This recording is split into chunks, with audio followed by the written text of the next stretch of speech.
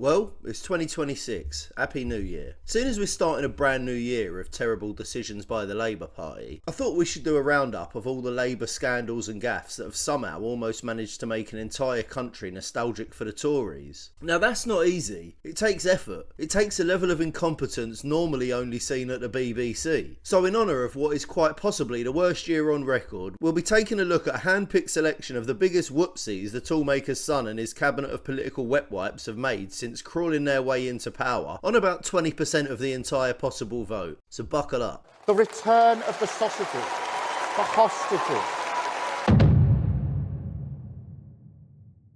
He has chosen to take the winter fuel allowance away from low-income pensioners and give that money to certain unionised workforces in inflation-busting pay rises. Before the election, Labour shouted from the rooftops that the Tories were going to nick the pensioners' Bernie would to save a few quid on the nation's winter fuel bill. Then, the moment old Keir Starmer the rent boy rancher got into number 10, he turned around and thought, you know what, I fancy killing some old people. Sure, they've given it back to him now, but the damage is already done. Don't f*** with an Englishman's granny. You will have helped to smash the gangs, smash the criminal gangs, and they are criminal gangs, take those gangs down. I think smashing the gangs that are taking people's money is a deterrent.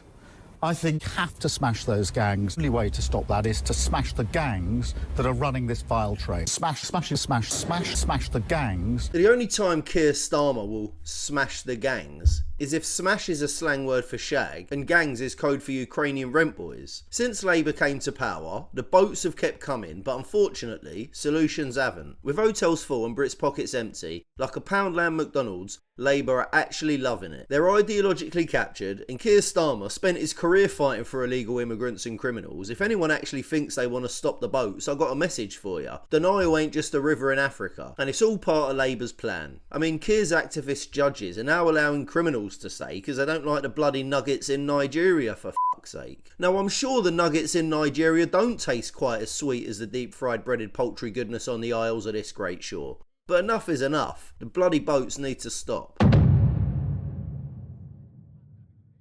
This leads me on to the next one, the Southport riots. I utterly condemn the far-right thuggery we've seen this weekend. Where to start? Withholding information on the attacker, branding everyone concerned as far-right racists, two-tier policing, jailing people for speech and documenting the riots, and simultaneously allowing Muslim rioters to stash their weapons in the mosque. Everything about the way Labour handled the Southport riots shows Starmer and his cronies' utter contempt for the indigenous working class of this country. I mean, I've seen better performance from a dwarf at a height competition than these absolute numpties during the Southport controversy, and they could arguably be blamed for the civil unrest that unfolded at the time. But when the poison of the far right leads to serious threats, what I won't tolerate is politicians jumping on the bandwagon about it, now so desperate for attention that they're amplifying what the far right is saying.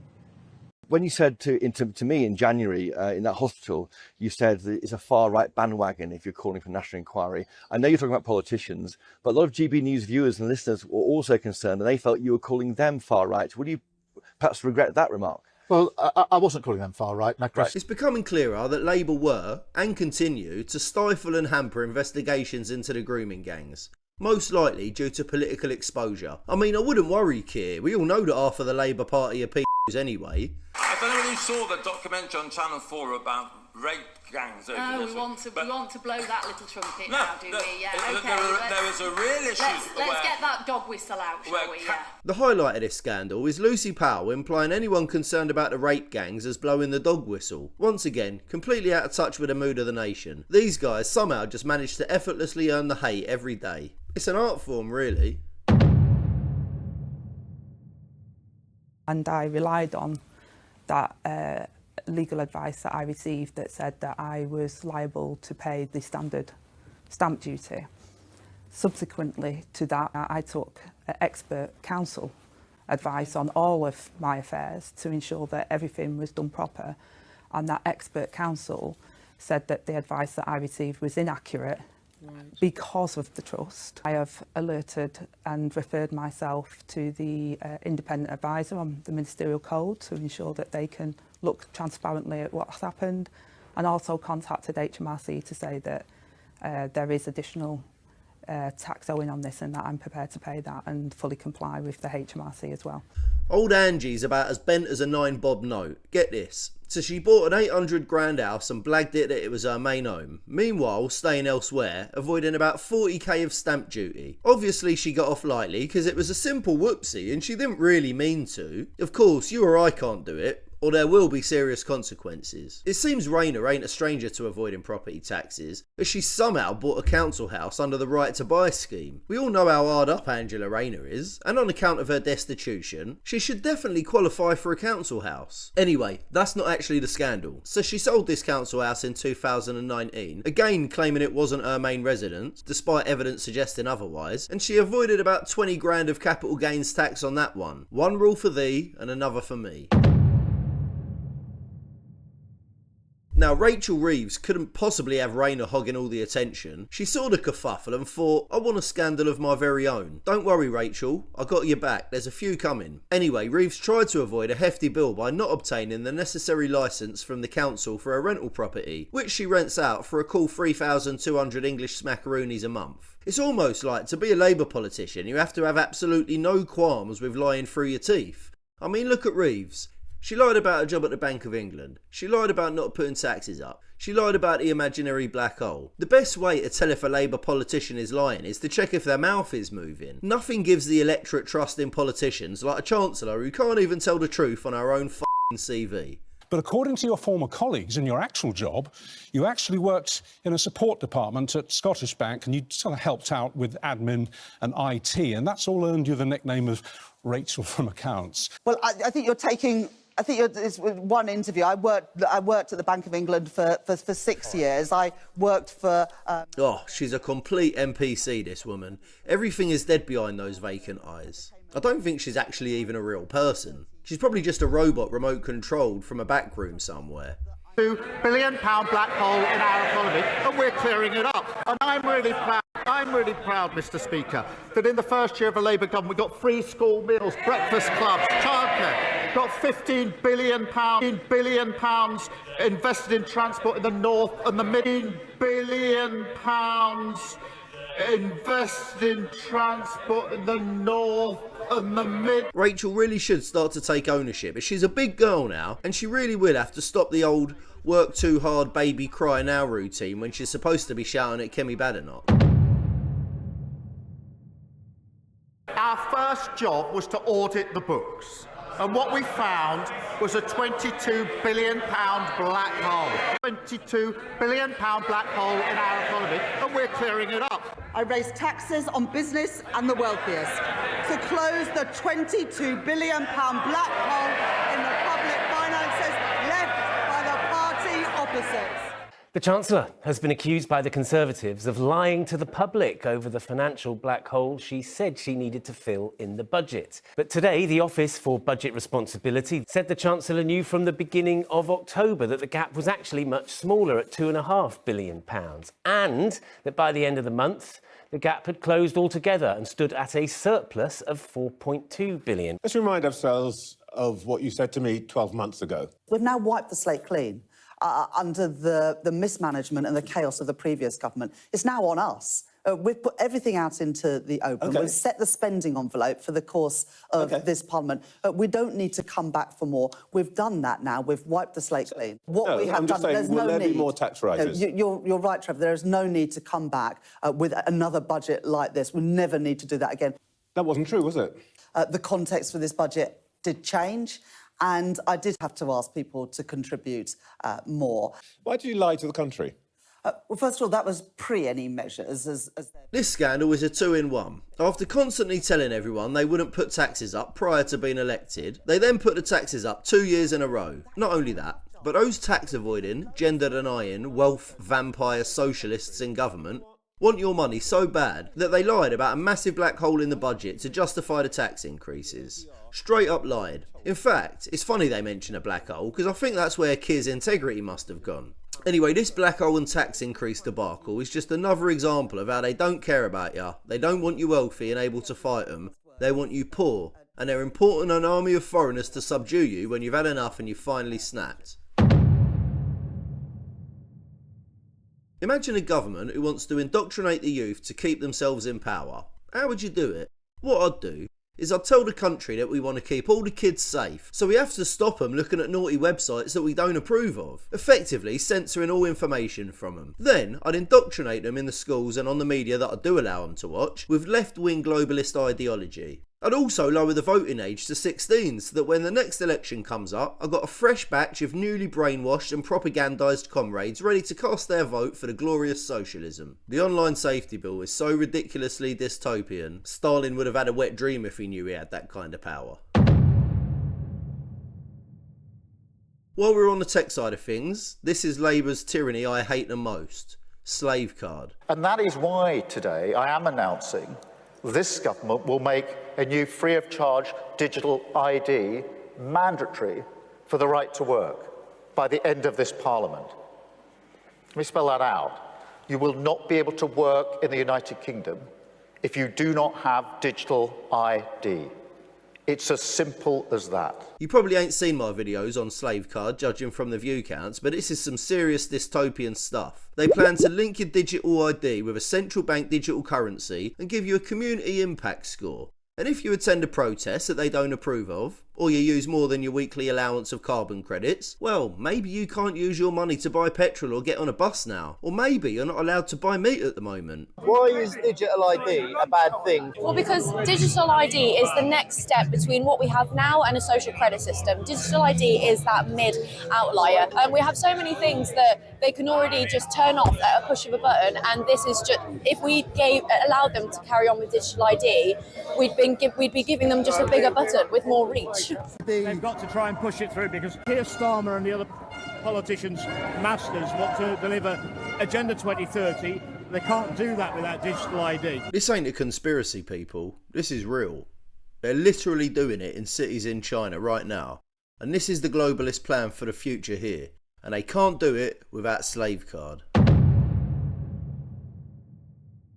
I mean, what they're doing and have done this week, which is actually shocking, by cancelling local elections. Yeah. I mean, this is the sort of thing dictators do in banana republics. Yeah. If they don't think they're going to win, they'll cancel or postpone the elections. And that's why Labour have done this, because it was quite clear from all the major polls, the best one being YouGov, in my opinion, shows that reform would have swept the boards in the local elections. So what do Labour do? We'll ask the councillors whether they want the elections. Well, of course they want to stay in their jobs, don't they? I mean, it's a nonsense. No good tyrant can have elections until he's consolidated his grip on power. And taking a leaf out of Stalin and Hitler's playbook, the Rent Boy Rancher has cancelled by-elections in counties up and down the country where the Reform Party was sure to win. They're not even trying to hide it now. It's like they're rubbing it in our face. It's like when your dog comes in the back door wagging his tail all happy with himself with a present for you in his mouth. But instead of a dead rat with its guts hanging out, the present is tyranny. It's like Labour are saying, you don't have to worry about those pesky elections anymore. That troublesome vote is such a burden. Give it here. It's actually undemocratic. It shows that Starmer's form of socialism is in fact communist. He wants to total control, and he doesn't mind about completely overriding the democratic rights of people in this country. I am disappointed that there hasn't been a greater uproar about this issue. Cancelling these elections is no joke, and I reckon it was probably their plan from the start. Harder and faster ain't only what Keir Starmer says in the throes of passion with his Ukrainian rent boys at an all-night massage party. It's also what Labour's response was with the COVID inquiry. The second major report from the UK COVID-19 inquiry landed in November 2025, looking at how pandemic decisions were made back in 2020 and 2021. The central lesson they publicly leaned into is that the states should have locked down earlier, faster and impose stronger restrictions. After years of economic damage, lost education, mental health fallout and civil liberty erosion, the official takeaway wasn't, "Cool, that was a bit of an overreaction, lads, but let's lock down for a bit more next time." Of course, Labour embraced the most authoritarian reading of the report, signalling that this is how they'd act next time. The criticism here isn't Labour messed up the COVID inquiry, it's Labour looked at the COVID disaster and decided the problem was insufficient removal of freedoms. Not surprising, really. I mean, we are talking about a geezer who's cancelling elections, sending people to jail for hurty words, and censoring as much information as possible. Labour politicians must never get anywhere, because all they seem to do are U-turns. First, I will create new Swift courts within the Crown Court, with a judge alone deciding verdicts in triable either way cases with a likely sentence of 3 years or less. I will also take power to extend that to 2 years, should it become necessary to leave further pressure. And when it comes to exceptionally technical and lengthy fraud and financial trials, judges will be able to sit without a jury where appropriate. In 2020, he said, "Criminal trials without juries are a bad idea. You don't fix the backlog with trials that are widely perceived as unfair." Remember that, David. In 2017, in his report into prejudice in the criminal justice system, he found juries, and I quote, "act as a filter for prejudice." But now he's become Justice Secretary, he's scrapping the very institution he once lauded. And it isn't just him. Who can guess which Labour MP said taking away jury trials would be a wholly draconian act? Is it Mary Antoinette? It's his junior minister. And what about this? There should be a right to trial by jury in all criminal cases. Any ideas, Mr. Speaker? Who else? It's the Prime Minister this time. Despite both Lamey Lammy and Wayne Keir Starmer previously proclaiming how fundamental the right to trial by jury is, they've now decided that they'd like to imprison you without the bother of actually having to convince anyone that you're guilty. How very efficient of them. With another tyrannical move to consolidate power, they're removing the right an Englishman has had since the days of the Magna Carta in the 12th century. Starmer the rent boy rancher has about as much respect for the public's freedom as he does talent for public speaking. The return of the sausages.